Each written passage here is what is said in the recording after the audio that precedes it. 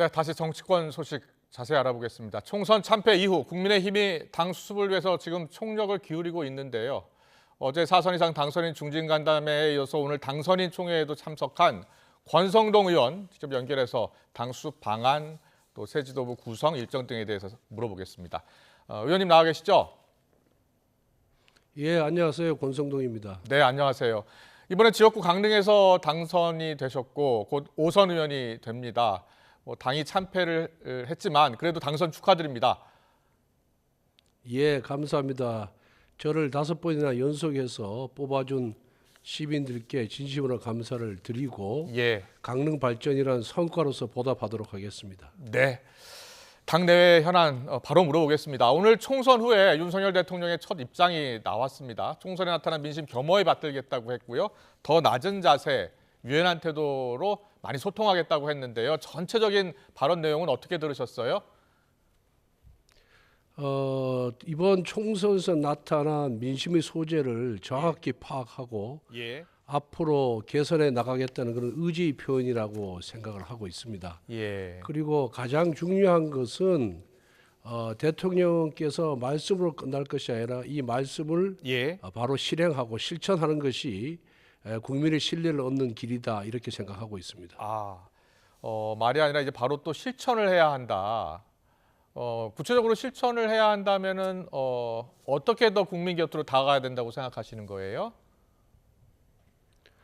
우선 저는 윤석열 정부의 국정 방향이나 정책 방향이 틀렸다고는 생각하지 않습니다. 저는 예. 옳은 방향이다. 예. 미래를 위해서는 반드시 해야 될 그런 개혁이자 정책이다 이렇게 보고 있습니다. 다만 이 정책을 추진하는 과정에서 예. 소통이 미흡했거나 설명이 미흡했거나 또 국민의 이해를 구하는 것이 미흡한 부분이 있으면은 예. 이런 부분에 있어서 좀 더 강화를 해서 네. 국민들의 마음을 얻는 그런 행동이 필요하다 그렇게 보고 있습니다. 그렇군요. 국정의 방향은 잘못된 것이 아닌데 이 소통 또 설명이 더 필요한 것 아닌가 하는 생각을 말씀해 주셨는데 오늘 기자회견으로 할 수도 있었고 또 대국민 담화 형식도 있었는데 국무회의 모두 발언 형식으로 했잖아요. 좀 아쉽다라는 의견, 견해도 있던데 어떤 생각이세요? 물론 뭐 그렇게 평가할 수는 충분히 있다고 생각합니다만은 예. 저는 그 형식이 중요한 것이 아니라 그 대통령의 발언 속에 담긴 진정성 예. 그리고 대통령이 되고자 했을 때 이거는 초심이 예. 담겨 있냐 안 담겨 있냐가 더 중요하다고 생각을 하고 예. 앞으로 정부의 그런 실천이나 실행을 보면서 평가를 하는 것이 좋지 않을까 생각합니다. 예. 국민도 그렇고 우리 기자회견도 한 지가 좀 오래돼서 기자들이 기자회견을 좀 했으면 좋겠다는 생각을 많이 밝히고 있거든요. 조만간 기자회견을 좀 열어야 된다라는 그런 지적에 대해서는 어떤 생각이세요? 저는 국민과의 대화는 예. 많으면 많을수록 좋다. 예. 그리고 그런 과정을 통해서 대통령의 의중이나 생각 또 정부의 방침을 국민들에게 소상하게 설명하고 이해를 구할 수 있지 않느냐 이렇게 생각을 하고 있거든요. 예. 그래서 대통령께서도 대선 과정에서 국민과의 대화를 자주 하겠다고 약속을 하셨습니다. 예. 그런데 그걸 지금 실천하지 못하고 있으니까 예. 그런 부분은 앞으로 좀 더 강화해 나가는 것이 국민과의 그런 밀접한 관계를 형성하는데 좋다고 생각합니다. 알겠습니다. 기자회견은 많이 열면 열수록 좋다. 소통의 기회를 많이 갖는 게 좋겠다라는 말씀 해주셨는데 오늘 그 발언 내용 중에요. 윤 대통령의 발언 내용 중에 국회와도 긴밀히 협력하겠다라는 내용이 있었어요. 야당과 직접적으로 소통할 수 있는 그런 기회. 좀 구체적으로 얘기하면 이재명 대표하고도 만나야 된다 이런 생각 갖고 계십니까? 그 국회와 긴밀히 소통하겠다, 대화하겠다는 의미는 정부 여당은 항상 협력 관계에 있지 않습니까? 예. 그러니까 그건 결국 야당과 긴밀한 관계를 갖겠다는 의사 표현으로 읽히고요. 예. 또 민생 문제라든가 미래를 위한 중요 정책을 해결하는 데 있어서 필요하다면은 예. 이재명 대표와의 만남도 필요하다고 생각합니다. 그렇군요. 예. 야당에서는 좀 국정 변화 기대한 국민 입장에서는 좀 그것을 외면한 그런 내용이 아니었느냐 이렇게 비판적으로 나오던데 그런 비판에 대해서는 어떤 생각이세요? 글쎄 야당이 대통령의 그런 진심을 있는 그대로 받아들이지 않고 항상 예, 비판적인 그런 시각에서 보니까 좋지 않은 평가를 하고 있다고 보고요. 이것 예, 또한 거대 의석을 차지한 야당의 그런 우월하면서 나온 것이 아니냐. 저는 그렇게 보고 있습니다. 그래서 예. 대통령께서 예. 낮은 자세로 경청하겠다, 민심을 받들겠다, 그리고 민생 문제를 챙기겠다고 했으면은 대통령의 말씀이 이행되는지 여부를 보고 예. 그때 가서 비판해도 늦지 않다고 생각합니다. 알겠습니다. 자, 뭐 거대 야당 이야기 하셨으니까요. 이번 총선 그리고 향후 전국 이야기 좀 해볼게요. 국민의힘 지금 전체 의석수 22대 국회 의석수가 108석에 그쳤습니다. 참패했는데요. 이번 총선 결과에 담긴 이 민심을 어떻게 읽고 계세요? 결국 뭐 정부 여당이 국민과 소통을 제대로 하지 못했고 또 국민의 뜻을 제대로 읽지 못했다는 데 대한 강력한 국민의 회초리라고 저는 이해를 하고 있습니다. 예, 국민의 강력한 회초리, 국민들이 정말 그 원했던 일은 무엇이었다고 보세요?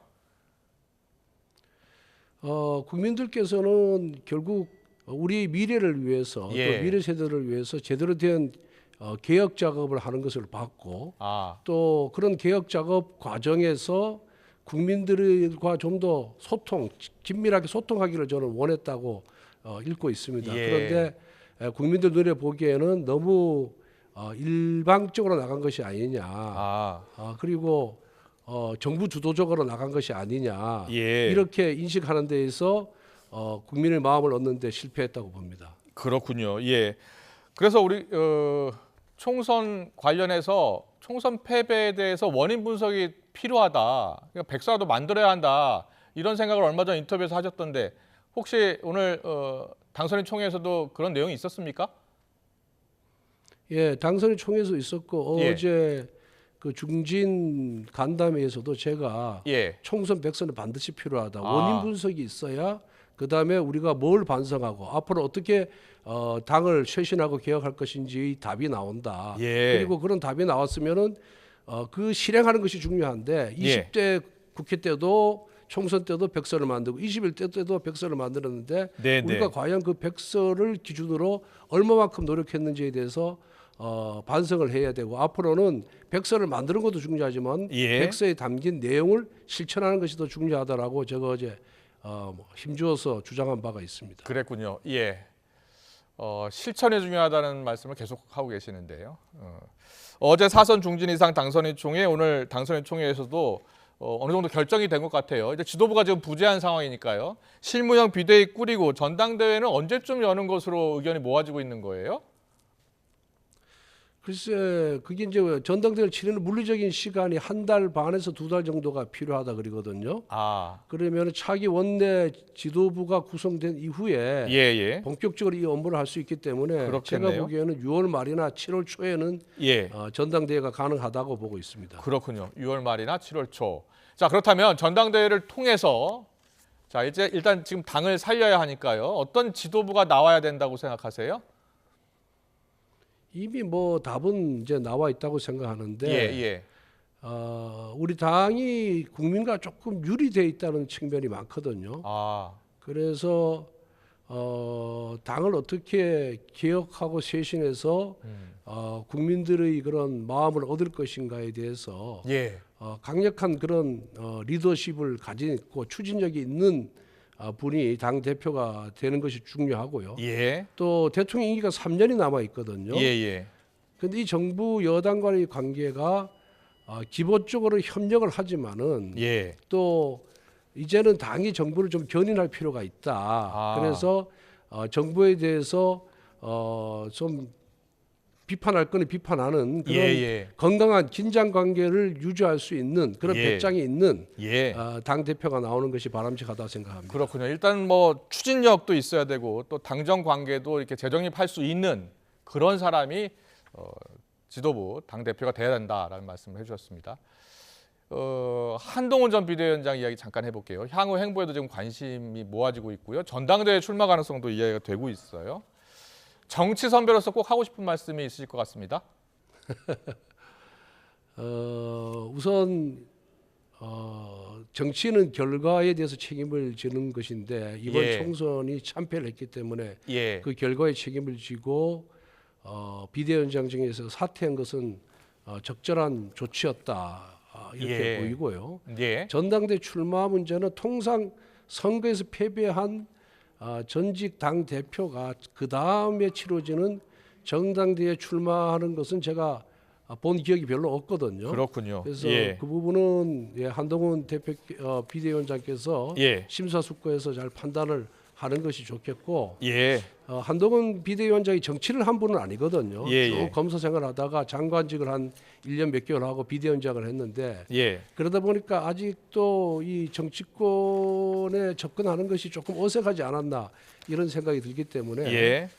많은 분들이 좀 의견을 경청해서 예. 본인의 그런 입장을 재정립하는 것이 중요하다 이렇게 보고 있습니다. 그렇군요. 그런데요, 최근에 홍준표 대구시장이요, 연일 한동훈 전 비대위원장을 향해서 날선 발언하잖아요. 뭐 다신 우리 당 얼씬거리지 마라 이런 내용의 SNS 글도 올렸다. 다시 삭제하기도 했는데 홍 시장의 이런 비판은 어떻게 생각하세요? 글쎄 제가 또 동료 정치인의 그런 발언에 대해서 평가를 하는 것이 또 다른 분란을 일으킬 소지가 있기 때문에 예. 거기에 대해서는 제가 논평을 하지 않겠습니다. 적절했다, 부적절했다라는 논평을 하지 아예 않겠다. 예. 알겠습니다. 자, 여소야대 국회 22대 국회에도 이어지게 됐습니다. 근데 민주당 같은 경우에 지금 최상병 특검법 다음 달 본회의에서 처리하겠다는 입장이거든요. 구체적인 날짜까지 예고했어요. 당내 여러 목소리가 지금 나오고 있는 것으로 알고 있습니다. 찬성표를 던지겠다라는 의원도 있고요. 의원님 생각은 어떠세요? 글쎄 저는 지금 최상병 사건 관련해 가지고 박정은 그 수사단장이 기소돼서 재판을 받고 있고 예. 또 그 과정에서 외압 의혹이 있다라고 공수처에서 지금 수사 중이지 않습니까? 예. 그런데 이 공수처를 민주당이 우리 당의 반대에도 부르쓰고 특검을 대신할 기구라고 해서 만들었어요. 그런데 예. 이제 와서 공수처의 그런 수사 과정이나 결과를 믿지 못하겠다고 하면서 특검을 주장하는 것은 예. 앞뒤가 맞지 않는 것이다 이런 생각을 하고 있기 때문에 예. 또 그 특검법 자체에 독소조항이 굉장히 많이 있습니다. 그래서 공수처의 수사와 그 다음에 군사법원의 재판 결과를 지켜보면서 예. 그때 가서 특검 도입 여부를 결정해도 늦지 않다고 생각합니다. 알겠습니다. 22대 국회에서도 일단 여러 현안들 거대 야당을 이제 상대해야 됩니다. 여당으로서 또 여당 의원으로서요. 의정 갈등 문제도 많고요. 이제 여야가 머리를 맞대야 하는 사안들이 많은데 새 지도부는 이거 어떻게 풀어야 된다고 보세요? 민주당이 21대에도 한 180석 가까이 됐지 않습니까? 예. 그때 이재명 대표에 대한 방탄 국회를 일관하고 입법 폭주를 했습니다. 그런데 예. 이번 22대 국회는 그때보다도 한 10석이 더 늘어났어요. 예. 민주당이 21대 국회 운영과 같이 일방적이고 그리고 독선적인 운영을 한다면은 108석을 가진 우리 국민의 입장에서는 사실 대처할 방법이 거의 없다 이렇게 생각을 하고 있습니다. 하지만은 민생 문제, 경제 문제에 관해서는 여야 공의 책임이 있기 때문에 이런 문제에 있어서는 타협을 이룰 수 있도록 긴밀한 대화를 해야 된다 이렇게 생각을 하고 있고 민주당이 계속해서 정치 투쟁으로 일관한다 그런다면은 그때는 국회는 정말 괴물로 전락할 것이다. 그렇게 보고 있습니다. 알겠습니다. 앞서 잠깐 이 당정 관계 이야기 하셨는데요. 그동안의 당정 관계에 대해서 비판적으로 이야기하는 분들이 많아요. 수직적인 관계 이거 탈피해야 된다. 그런데 왜 그 수직적인 관계가 계속 유지됐다고 보세요?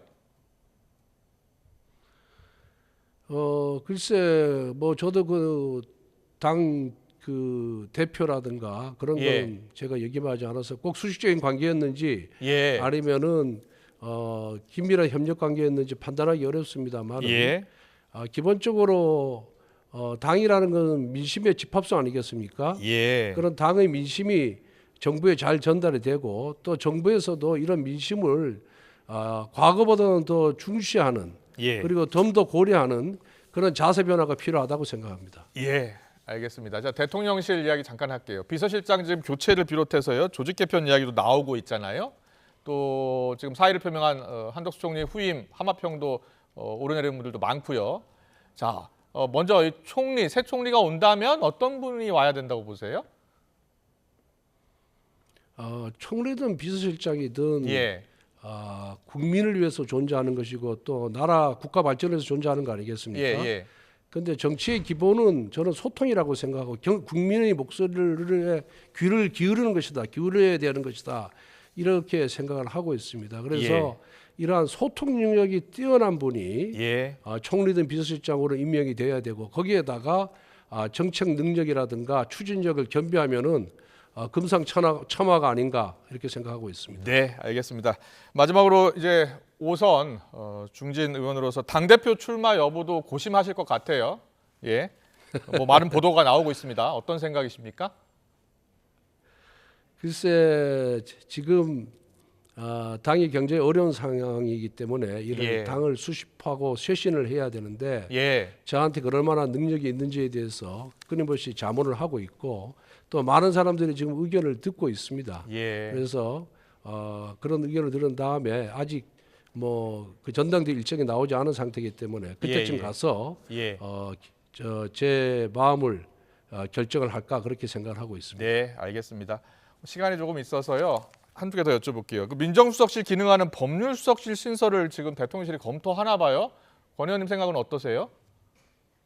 저도 뭐 언론 보도를 접하고 처음 들은 얘기입니다만은 지금은 비서실장 직속하에 공직기강 비서관, 법률비서관, 민원비서관 이렇게 되어 있거든요. 위에 수석이 없는 체제입니다. 그런데 비서실장이 공직기강, 뭐 법률 등의 비서관을 다 지금 통화를 하는데 이게 사실은 이 비서관들이 업무 자체가 법률 문제이기 때문에 법률 전문가가 아닌 비서실장이 제대로 통화를 하기는 쉽지 않다 이렇게 보입니다.